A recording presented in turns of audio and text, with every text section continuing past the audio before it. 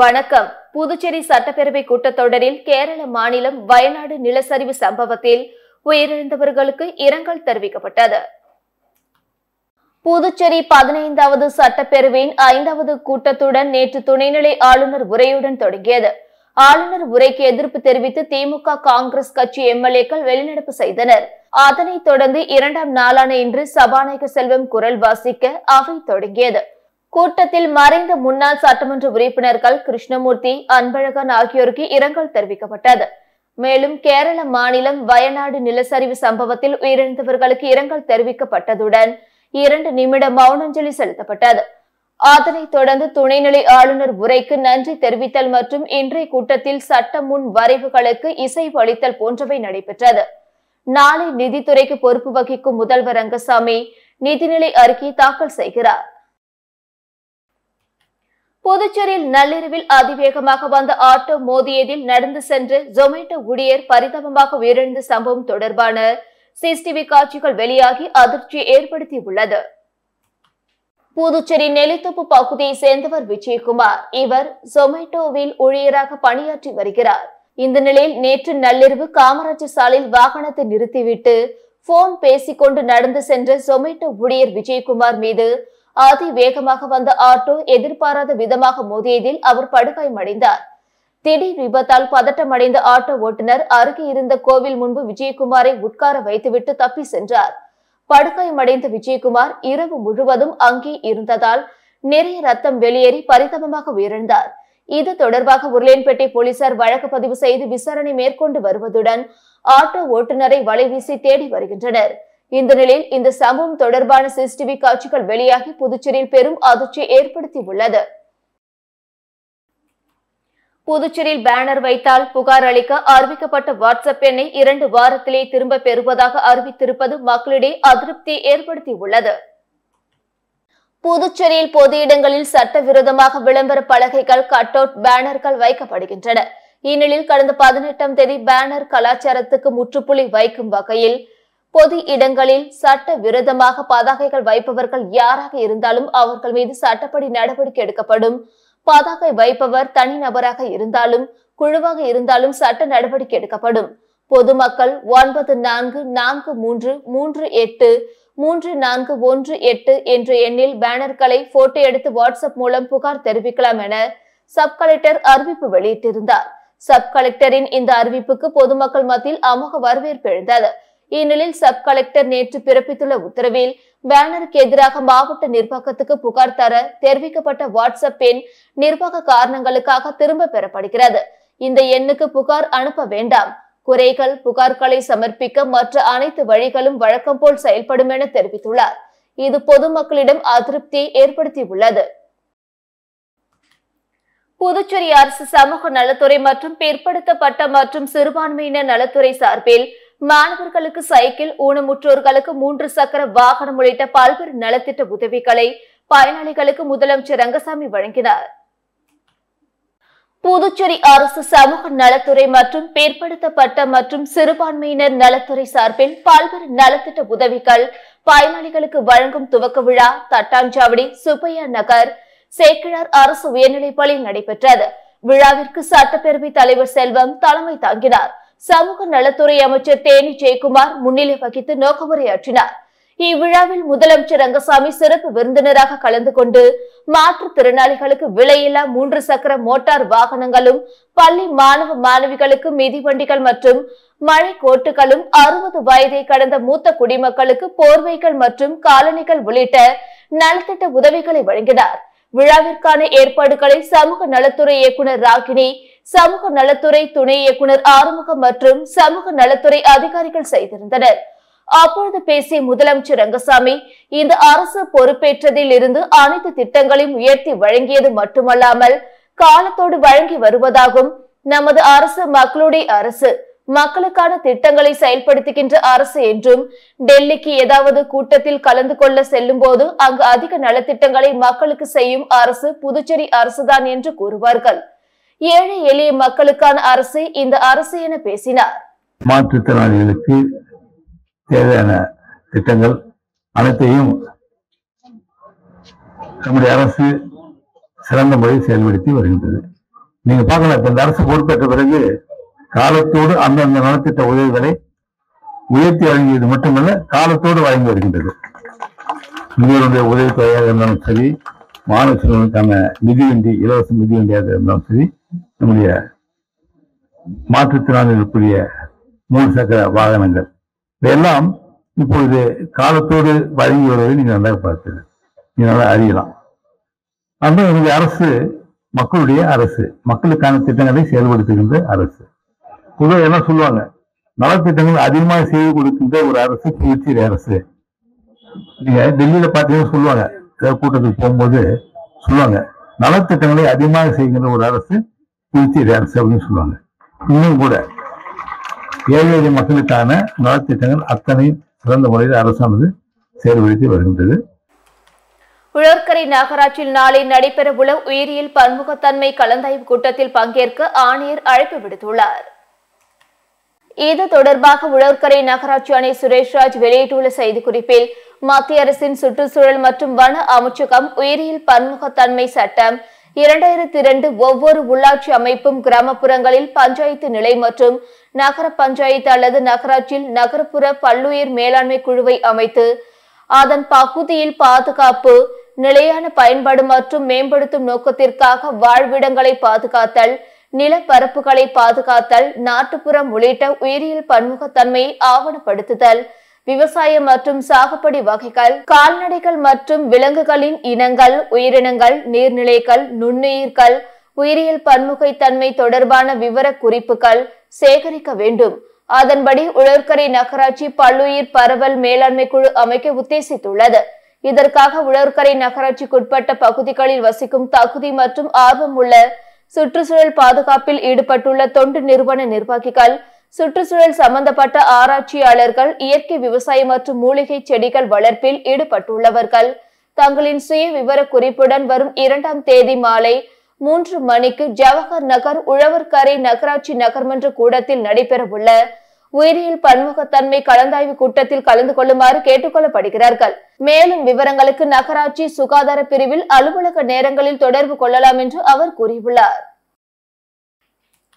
புதுச்சேரியில் பட்ஜெட் அம்சங்கள் குறித்து விவாதிக்க சட்டசபை கேபினெட் அறையில் முதல்வர் ரங்கசாமி தலைமையில் அமைச்சரவை கூட்டம் நடைபெற்றது. புதுச்சேரி சட்டசபையின் பட்ஜெட் கூட்டத்தொடர் கவர்னர் உரையுடன் நேற்று தொடங்கியது. 11 நாட்கள் நடைபெறும் இக்கூட்டத்தொடரில் நிதித்துறை பொறுப்பு வகிக்கும் முதல்வர் ரங்கசாமி 2024 முதல் 2025 ஆண்டுக்கான பட்ஜெட்டை நாளை காலை 9 மணிக்கு தாக்கல் செய்கிறார். இந்நிலையில் பட்ஜெட்டில் இடம்பெற வேண்டிய முக்கிய அம்சங்கள், எந்தெந்த துறைகளுக்கு எவ்வளவு நிதி ஒதுக்குவது, புதிய நலத்திட்டங்களை கொண்டு வருவது உள்ளிட்டவை குறித்து விவாதித்து இறுதி முடிவு எடுப்பதற்காக அமைச்சரவை கூட்டம் சட்டசபை வளாகத்தில் உள்ள கேபினெட் அறையில் நேற்றிரவு நடந்தது. முதல்வர் ரங்கசாமி தலைமையில் நடைபெற்ற இக்கூட்டத்தில் அமைச்சர்கள் நமச்சிவாயம், லட்சுமி நாராயணன், தேனி ஜெயக்குமார், சாய்ஜி சரவணன்குமார், திருமுருகன், தலைமை செயலர் சரத் சவுகான், கவர்னரின் செயலர் நெடுஞ்செழியன் மற்றும் பல்வேறு அரசு துறை செயலர்கள், அதிகாரிகள் கலந்து கொண்டனர்.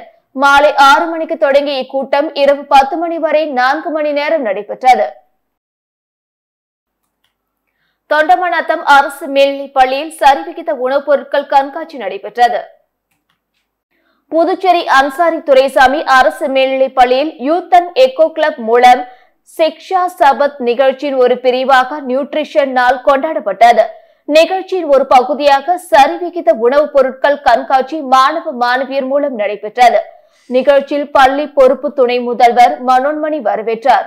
கண்காட்சி யூத் அண்ட் எக்கோ கிளப் பொறுப்பாசிரியர், தாவரவியல் விரிவுரையாளர் மணிகண்டன் மற்றும் யூத் அண்ட் எக்கோ கிளப் துணை பொறுப்பாசிரியர் உதயகுமார் மற்றும் தமிழ் ஆசிரியை கலைவாணி ஆகியோர் ஏற்பாடு செய்திருந்தனர். மாணவ மாணவியர் மாவு சத்து, புரத சத்து, கொழுப்பு சத்து, விட்டமின்கள், மினரல்கள் பற்றி தனித்தனி உணவுப் பொருட்களை கொண்டு கண்காட்சி அமைத்து விரிவாக சத்து பொருட்கள் அடங்கிய உணவுப் பொருட்கள் பற்றியும் அவற்றின் குறைபாட்டால் ஏற்படும் நோய்கள் பற்றி விரிவாக விளக்கினர். இந்நிகழ்ச்சியில் பள்ளி மாணவர்கள் பார்வையிட உடற்கல்வி ஆசிரியர் ரகு ஒழுங்குபடுத்தி பார்வையிட ஏற்பாடு செய்தார். நிகழ்ச்சி ஏற்பாடுகளை அனைத்து ஆசிரியர்கள் மற்றும் அலுவலக ஊழியர்கள் செய்திருந்தனர். புதுச்சேரியில் காலாவதியாகி புதுப்பிக்கப்படாத ஒப்பந்தம் மற்றும் ஆட்டோ ரிக்ஷா வாகனங்களின் பெர்மிட்டுகள் ரத்து செய்யப்படும் என போக்குவரத்து துறை எச்சரிக்கை விடுத்துள்ளது. புதுவை போக்குவரத்து கழகம் வெளியிட்டுள்ள செய்திக்குறிப்பில், புதுச்சேரியில் தற்போது சில ஒப்பந்த வாகனம் மற்றும் ஆட்டோ ரிக்ஷா வாகன உரிமையாளர்கள் அவற்றின் பெர்மிட் காலம் முடிந்து காலாவதியான பிறகும் அதை புதுப்பிக்காமல் உள்ளனர். பெர்மிட் காலாவதியான 15 நாட்களில் அதை புதுப்பிக்க விண்ணப்பிப்பது அவசியம். மேலும் காலாவதியான பெர்மிட்டுகளை புதுப்பிக்க தாமதத்துக்குரிய காரணங்கள் மற்றும் சூழ்நிலைகளை விளக்கி எழுதி கூடுதல் கட்டணங்களோடு விண்ணப்பங்கள் பெறப்பட்டு பெர்மிட் ஒப்புதல் வழங்கப்பட்டு வருகிறது. வாகன பெர்மிட் காலம் காலாவதியாகி 5 ஆண்டுகள் ஆன நிலையில் அவற்றை புதுப்பிக்க விண்ணப்பங்கள் பெறுவது குறித்து கடந்த ஜூலை 3ஆம் தேதி நடந்த போக்குவரத்து ஆணை கூட்டத்தில் பரிசீலிக்கப்பட்டது. எனவே அனைத்து காலாவதியான பெர்மிட்டுகளை புதுப்பித்து தர நடவடிக்கை எடுக்கப்பட்டுள்ளது. அதன்படி வரும் ஆகஸ்ட் 31ஆம் தேதிக்குள் அந்தந்த பகுதி வட்டார போக்குவரத்து அலுவலகத்தில் சம்பந்தப்பட்டோர் விண்ணப்பித்து பெர்மிட்டுகளை புதுப்பிக்கலாம் என குறிப்பிடப்பட்டுள்ளது.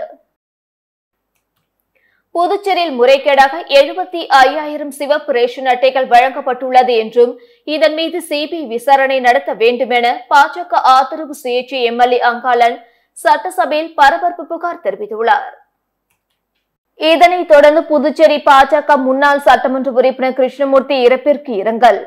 அதிமுக எம்எல்ஏ முன்னாள் சட்டமன்ற உறுப்பினர் கே அன்பழகன் இறப்பிற்கு இரங்கல் மற்றும் கேரளா வயநாடு பகுதிகளில் உயிரிழந்தவர்களுக்கு இரங்கல் தெரிவித்து 2 நிமிடம் மௌன அஞ்சலி செலுத்தப்பட்டது.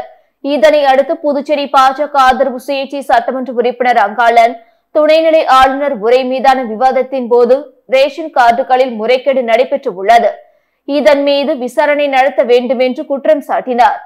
அப்பொழுது குறுக்கிட்ட அமைச்சர் சாய் சரவணன்குமார் முறைகேடுகளை நிரூபிக்க முடியுமா என கேள்வி எழுப்பினார். இதனால் அவையில் சிறிது நேரம் பரபரப்பு ஏற்பட்டது. இதனையடுத்து செய்தியாளர்களை சந்தித்த சட்டமன்ற உறுப்பினர் அங்காளன், புதுச்சேரி குடிமைப்பொருள் வழங்கல் துறை மூலமாக முறைகேடுகளாக 75,000 சிவப்பு ரேஷன் அட்டைகள் வழங்கப்பட்டுள்ளது. இந்த கார்டுகள் சரியான ஏழைகளுக்கு சென்றடையவில்லை. பணம் கொடுத்தால்தான் ரேஷன் கார்டு கிடைக்கும் என்ற சூழல் புதுச்சேரியில் ஏற்பட்டுள்ளது. இதில் சிபிஐ விசாரணை நடத்த வேண்டும் என்று குறிப்பிட்டார். மேலும் திருபுவனை தொகுதியில் அங்காளம்மன் கோவிலுக்கு சொந்தமான 85 குழி இடத்தை தனியார் கல்வி நிறுவனம் ஆக்கிரமிப்பு செய்துள்ளது.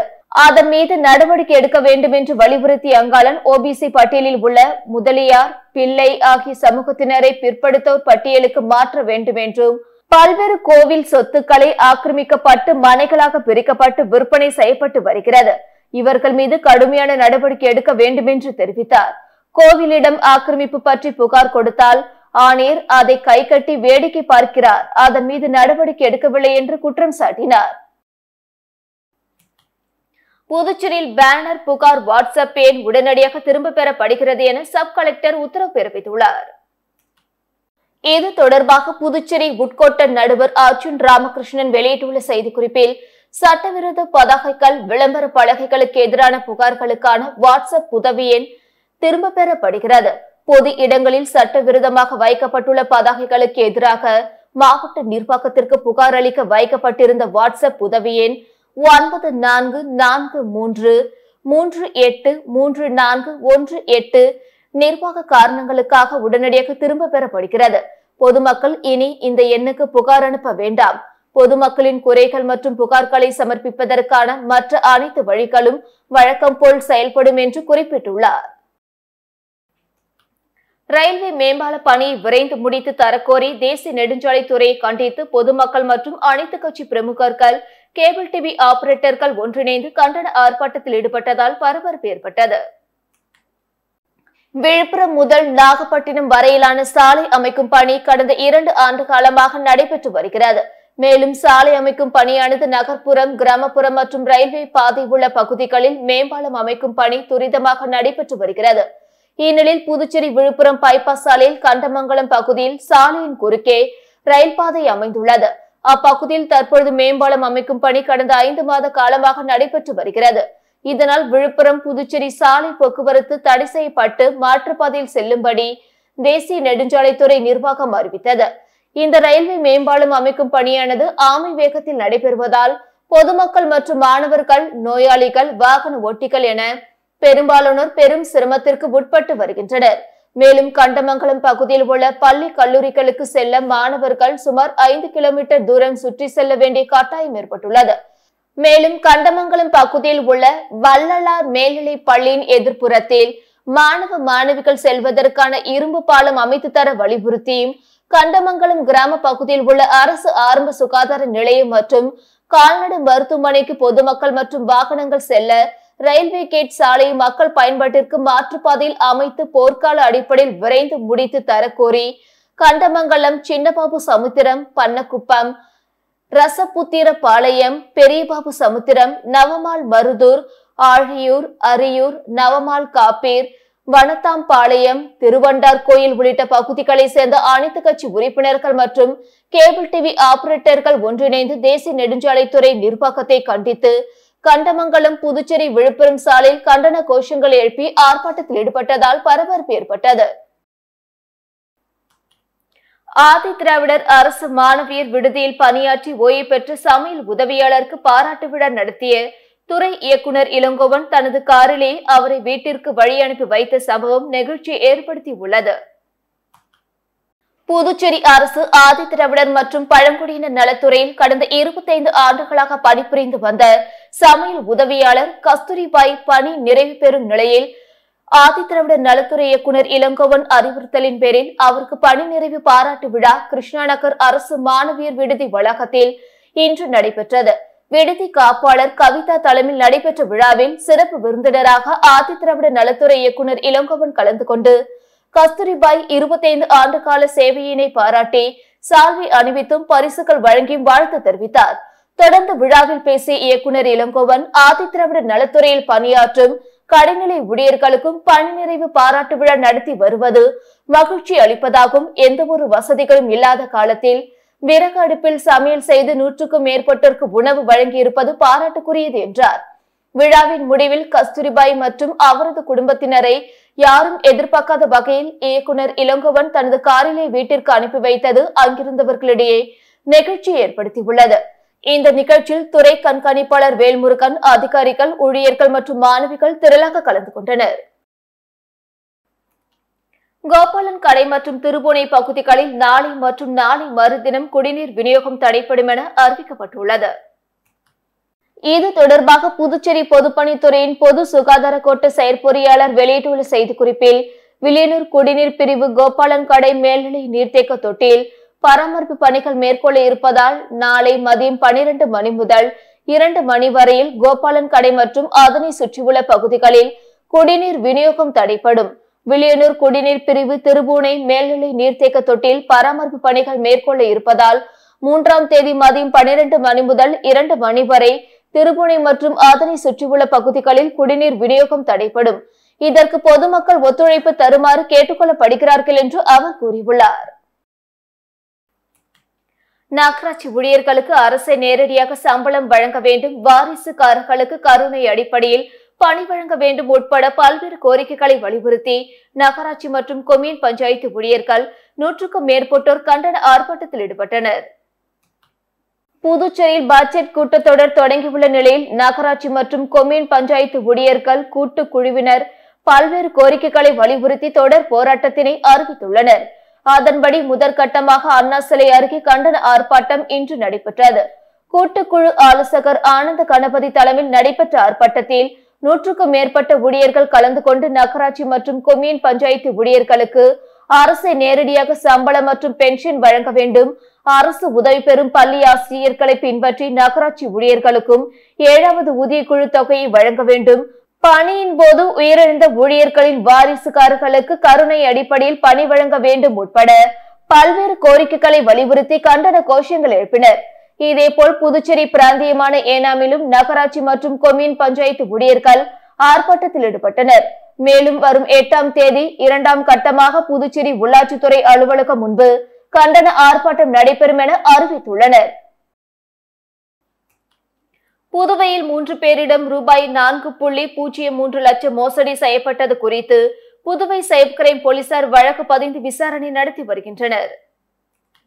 புதுச்சேரி லாஸ்பேட்டை பகுதியை சேர்ந்த கருணாநிதி என்பவர் அவரது பேஸ்புக்கில் டைலரிங் பொருட்கள் குறித்து வந்த விளம்பரத்தை நம்பி ரூபாய் 11,000க்கு ஆர்டர் செய்துள்ளார். பல நாட்கள் ஆகியும் பொருட்கள் வராததால் அவர் மோசடி கும்பலிடம் ஏமாந்தது தெரிய வந்தது. மேலும் ஏனாம் விகாஸ் பகுதியை சேர்ந்த உள்ளம் பார்த்தி ராஜு என்பவர் தொழில் தொடங்கி நடத்தி வந்துள்ளார். அப்போது உள்ளம் பார்த்தி ராஜுவிடம் ரூபாய் 2.42 லட்சத்தை மர்ம கும்பல் ஏமாற்றியுள்ளது. தொடர்ந்து புதுவை சாரம் பகுதியை சேர்ந்த ராஜுகுமார் என்பவர் இணையதளத்தின் மூலமாக வேலைக்கு விண்ணப்பித்துள்ளார். அப்பொழுது வேலைக்காக ரூபாய் 1.50 லட்சத்தை அனுப்புமாறு மர்ம நபர் கேட்டதால் அவருக்கு ராஜுகுமார் பணத்தை அனுப்பி ஏமாந்துள்ளார். மேற்கூறிய நபர்கள் 3 பேர் மொத்தமாக ரூபாய் 4.03 லட்சத்தை மோசடி கும்பலிடம் ஏமாந்துள்ளனர். இது குறித்து பாதிக்கப்பட்டவர்கள் தனித்தனியாக புதுச்சேரி சைபர் கிரைம் காவல் நிலையத்தில் புகார் அளித்துள்ளனர். அதன் பேரில் போலீசார் வழக்கு பதிந்து விசாரணை நடத்தி வருகின்றனர். இத்துடன் செய்திகள் நிறைவடைந்தன. வணக்கம்.